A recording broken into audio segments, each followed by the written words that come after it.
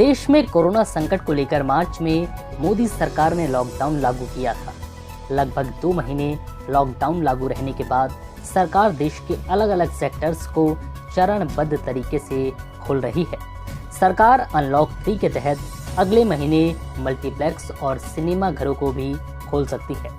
Multiplex association of India ने cinema घरों के फिर से खोलने के लिए एक एसओपी तैयार की है, जिसके तहत पेपरलेस टिकट, सीट डिस्टेंसिंग जैसे कदम उठाए गए हैं। आईनॉक्स, पीवीआर पिक्चर्स और सिनेपोलिस इंडिया ने कहा है कि मल्टीप्लेक्स एसोसिएशन ऑफ इंडिया द्वारा अपने सदस्यों के साथ मिलकर एसओपी का एक सेट कई केंद्रीय मंत्रालयों के साथ साथ प्रधानमंत्री कार्यालय और नीति आयोग को इस महीने की शुरुआत में जमा किया गया था।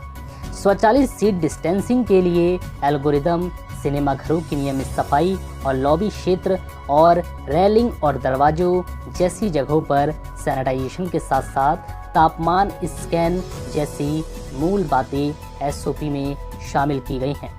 पीवीआर पिक्चर्स के सीईओ कमल ज्ञानचंदानी ने कहा है कि अगर आप सरकार द्वारा जारी किए गए अनलॉक 1 को देखें तो इसमें स्पष्ट रूप से उल्लेख किया गया है कि सिनेमा घरों को अनलॉक 3 में खोला जाएगा, जो अगस्त में होने की संभावना है।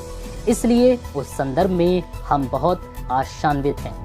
भारत में कोविड-19 का प्रसार शुरू होने के बाद मार्च के मध्य में थिएटर बंद कर दिए गए थे। फिल्मों की कमाई का एक बड़ा हिस्सा सिनेमा जगत को थिएटर से मिलता है, जो लॉकडाउन के बाद से बंद चल रहे हैं।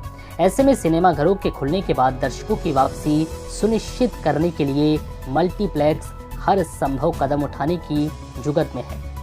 ज्ञानचंदानी ने कहा कि मल्टीप्लेक्स में कोई भी एक ही समय में 2 स्क्रीन शुरू नहीं करेगा।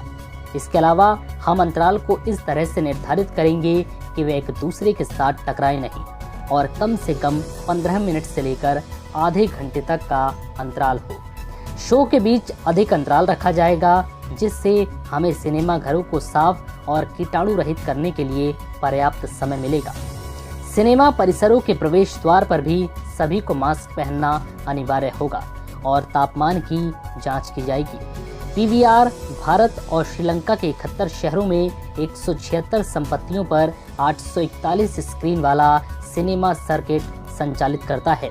आईनॉक्स के सीईओ आलोक टंडन ने कहा है कि हमने कई मंत्रालयों और अधिकारियों को पहले ही अपने एसओपी दे दिए हैं, अब हमें उनके जवाब का इंतजार है। फिलहाल इस वीडियो में इतना ही।